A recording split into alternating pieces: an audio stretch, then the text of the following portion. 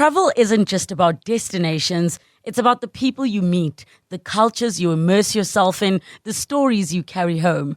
I'm Relebogile Mabocha, and on my travel feature, I take you on a journey beyond the guidebook. Each week, I connect with fellow travelers, insiders, and storytellers to bring you the heart of every place. Whether it's a hidden gem right here in South Africa or a dream destination abroad. Join me as we travel through conversations, memories, and inspiration. Listen wherever you get your podcasts. The Sharing Space on the Clement Manyathela Show. 702. Time for the Sharing Space. This is where we share our stories as we prepare to wrap up the show. We do this every single Wednesday around this time. So if you have any story you want to share with us about something that happened at home, something that's been troubling you, something you noticed with your friends, something you saw at work, whatever it is, you can share it with us. You can send an email on cm@702.co.za. And we'll bring your story on air. We've got an email that we received for the Sharing Space today that I'm going to go through. Afterwards, I'm going to take your calls and WhatsApps. Remember, if the listener is asking for advice, please be kind to advise them if you have any. If they're not asking for advice, you can just share your experiences. Maybe you've experienced something similar before. Here we go. Greetings, Clement. I'd like to remain anonymous. I am a woman in my early 40s. I lost my husband of 8 years 4 months ago. He was truly the love of my life and we had a good life together. In the last month, I've been feeling very lonely. It's been tough to navigate life knowing that I no longer have a partner. My husband and I were so in love and he was my best friend. I never felt alone, and I think I'm struggling to accept that I'm now alone with our kids, our 2 kids. This loneliness has led me to thinking about starting to date again. This is not because I want to forget about my husband. It's really because I'm so alone that it is driving me crazy. I really need companionship, and I know my husband would want me to be with someone because I was so reliant on him. Obviously, based on tradition, it is too soon for me to date. My in-laws want me to wait at least a year before seeing anyone. They have had my sister-in-law move in with me and she monitors everything I do. So it would be difficult to date with her watching my coming and going every day. I'm employed and there's a man at work who I believe I've developed feelings for. He has really been a support structure for me during this period. I think I want to pursue a relationship with him. I've asked my friends for advice and they are divided on this. Some of them say I should date and go ahead with this, while others say it's too soon. I'm thinking of even calling a family meeting to ask for clarity on what to do because I do not think I want to wait for a whole year. Am I wrong for wanting to move on? Okay. 011-883-0702. Please give us a call if you've got advice. Maybe you've experienced something similar. Sadly, you have lost the love of your life. Maybe you were married to the person wife or your husband. When did you move on? And was it because that's what you wanted to do? Or was it because of cultural, religious, or family expectations? What advice would you have for Anonymous? Early 40s, lost husband of 8 years about 4 months ago. And it looks like the husband would have really wanted her to be happy and to move on. And she's asking, what do I do? Is it too early? Let us know. 18 minutes before 12. Sharing Space on the Clement Manyathela Show. 702. All right, 17 minutes before 12 o'clock. I read you the story of Anonymous. She's in her early 40s. She lost her husband of 8 years about 4 months ago. They were in love, but now she really feels like she's ready to move on. She's been feeling lonely and she wants to be with someone, but her friends are divided. Some are saying it's too early. The family expects her to wait a whole year. Yeah, I don't know. What advice do you have? I think one of the things I've come to realize as I age is that there are things that we do that we don't really understand. And I'm on a journey of stopping to do things that I don't understand. Whether it's religiously or culturally, or I don't want to do things I don't understand. So sometimes you're told, wait 5 years. wait a year or wait 3 months. Why? And I think we must be curious to know why. And we must be able to do things that are also going to make us happy. Yes, I think it's important to preserve culture. Don't get me wrong. Absolutely. But can we at least understand why are you doing what you do? I think that is important. And where do I stand on that? Am I comfortable with that? Am I happy? Is it depressing me? Is it making me miserable? Is it making me happy? I think we must contend with those questions. So for me, Anonymous says, what makes you happy? You and your kids. Because sometimes we don't do things because we're scared we're going to be judged, but we are left miserable. So you need to balance. What's more important to you? What do you value more? Is it holding those cultural expectations, family expectations, or is it making yourself happy? And what are the consequences of that? Mzwandile, you're calling from Soweto. What do you say? Hi. Hello? Hey, go ahead. Yeah, Clement, yes, yeah. No, look, I think, I'm listening to you, but remember, some of the things is not about our happiness as individuals, but the broader society. For instance, in this issue in particular, you see, there's a cleansing process. Death brings a cloud of darkness. Yeah. So you have to go through, I think in many cultures we'll agree.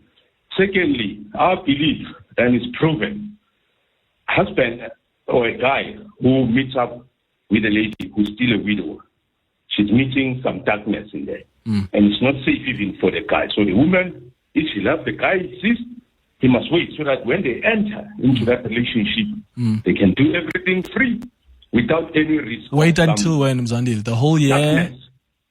Well, no, there's a ritual. I mean, a lady has to mourn, normally for a period of a year. In the past, they'll even wear clothes that identify them as widows, black, whatever color. But once that period is completed, then she goes through the cleansing process, and then she's free to carry on. What if she doesn't believe? What if she doesn't believe in that? She doesn't believe in the cleansing. She doesn't believe in that. Fine enough, but the risk is that the people that she will be engaging with in that state of being in the dark may be affected, may suffer consequences because she did not believe, and then she carries on, and then the black shadow might befall on those other people that she associates with. For instance, you can't sleep with a man still in the mourning process. Okay, got you, Mzwandile. So those other people may be affected. Well, then those people must also make a call and say that I know that this person has lost their husband 4 months ago. What are the consequences for me? Do I actually believe? What if the next person doesn't also believe in the cleansing and the waiting and until a year? So then what? So they can go ahead and do it, I guess, right? Mbali, you're in Centurion. What do you think? Hi. Good morning, 702 and Clement. Hey. I'm going to talk about my personal experience, right? With me.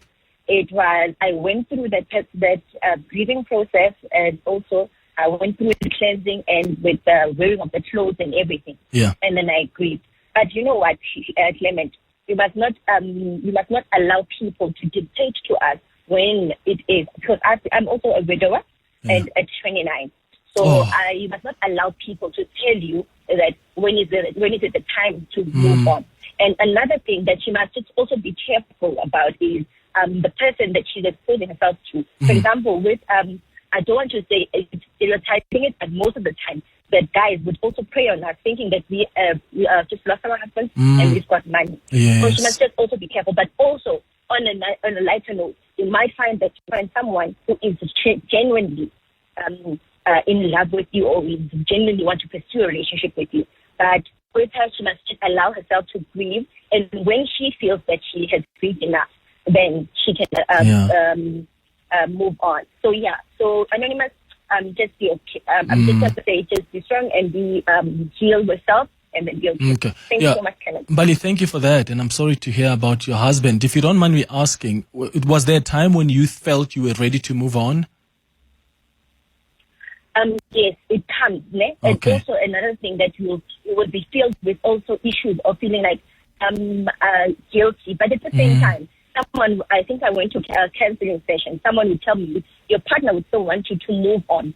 They loved you when you were alive. They loved you when you were happy. Your children will be more when you are happy. You don't want to also be a sad parent. You don't want to show your children that sadness is the way of life. So, Absolutely. I think that's how I approached it. Yeah, Mbali, thank you so much. I love hearing from people that have also walked this journey, because then that helps Anonymous.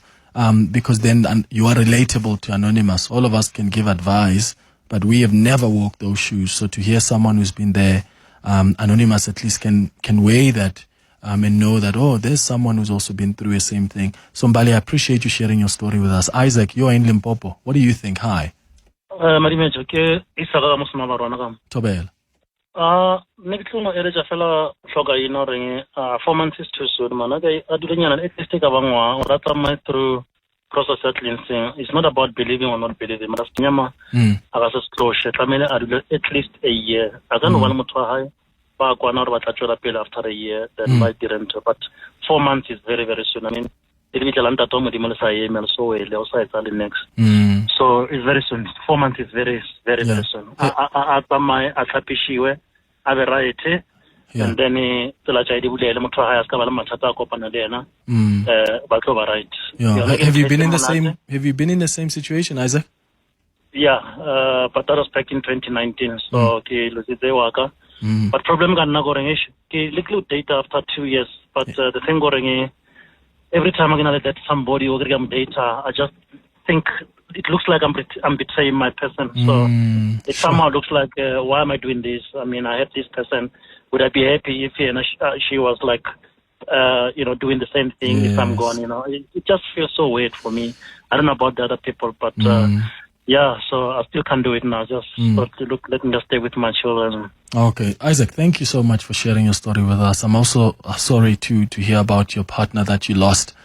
So Isaac says it took him 2 years to start dating, but he struggled because even there he felt like he's betraying his partner. So complex, hey? Konadi, you're in Midrand. Hi. Hi, Clement. Hey, Tara. I'd like to say sorry to Anonymous for her loss. In my view, I think 4 months is too early. So she needs to give it at least a year. I also subscribe to the 1 year mourning period. Yeah. And also, I feel like she's still looking for her husband.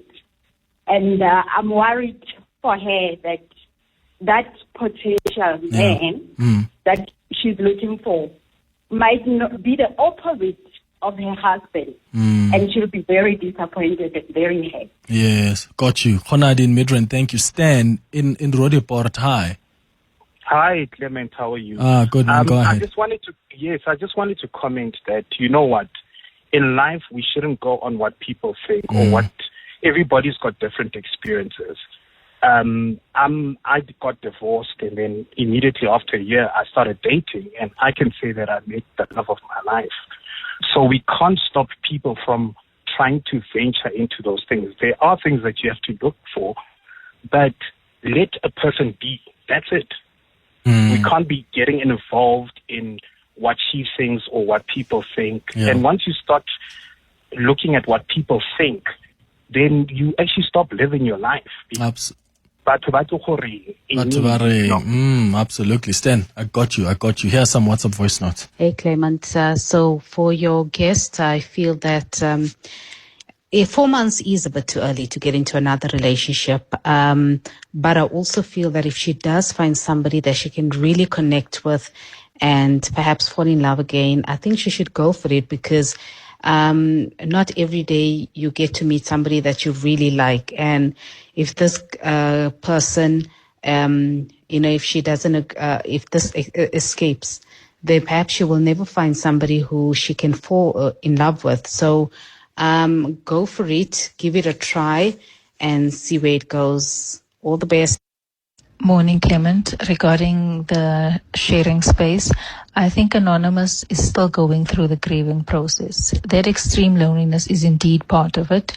I think if she can just sit in the feelings and go through the process without rushing to invite someone in her life, she will do better and she'll have more clarity a year later or some time later. Obviously, not everybody's grieving process is the same, but I don't think she is in a stage where really it's about dating someone and companionship. The loneliness is part of the grieving process. You should just give herself some time, because you run the risk of coming out of that relationship, especially when it doesn't work out, feeling like you've betrayed yourself and like you've betrayed your previous spouse. So no, she should just wait. She's still grieving. Okay. Elle, you're calling us from Four Ways. Hi. Hi, Clement Manyathela. Ooh, Elle, we're losing you. Ooh, okay. Sorry, Elle. Hello. Yeah, we lost you there. Please start again. Okay, I'm saying, I just want to touch on the issue of saying, she said, the anonymous said, she loved her husband. They were so in love. Yes. I'm not going to put the time frame of saying when can she move on with her life. But you don't stop loving a person after they die. Yes. I just feel it's insensitive of the anonymous to say, I'm ready to date after 4 months. You still have to mourn, not according to religion, not according to tradition, not according to culture. I just feel that if they were so in love, there's a certain period that says, mourn your husband with decency, not when there's another person. What if the husband, what if they had a chat and the husband said, or even the wife said, should one of us die first, feel free to move on, even after 2 months or 4 months or 6 months? Would we still question them? I will still question it, because you cannot stop loving Clementine. I can't stop loving you in 4 months. Especially if she mentioned that they were so in love, they were deeply in love with each other. So I just feel that she still needs to mourn the person you love. Okay, Elle, in Four Ways, thank you for your call. I just think that if the fact that I'm meeting somebody else doesn't mean I've stopped loving the person who's died, right? I don't stop loving. I mean, if you're going to wait until you stop loving the person who's died, that's never going to come if you've truly, truly loved them. No? It's 4 minutes before 12. Good morning, Clement. I've recently got an analysis from somebody stating that the reason it was required of people to wait 1 year is so that they can give the dead person's body to fully decompose before the surviving spouse can go on with their lives.